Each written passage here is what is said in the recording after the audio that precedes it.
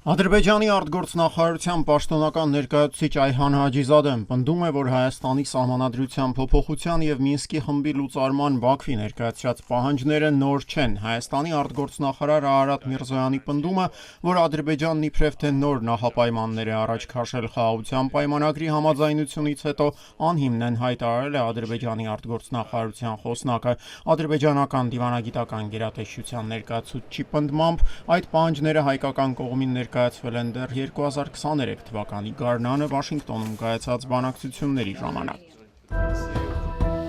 Միացյալ Նահանգների պետքարտուղար Մարկո Ռուբիոն նախօրեին Վաշինգտոնում հանդիպել է Թուրքիայի արտգործնախարար Հական Ֆիդանի հետ։ Բանակցությունների օրակարգում են եղել երկկողմ հարաբերություններին վերաբերող մի շարք հարցեր, ինչպես նաև տարածաշրջանային խնդիրները։ Միացյալ Նահանգների պետդեպարտամենտի հաղորդագրության համաձայն հանդիպման ընթացքում պետքարտուղար Ռուբիոն Թուրքիայի աջակցությունն է խնդրել Ուկրաինայում և Հարավային Կովկասում խաղաղության հաստատման հարցում։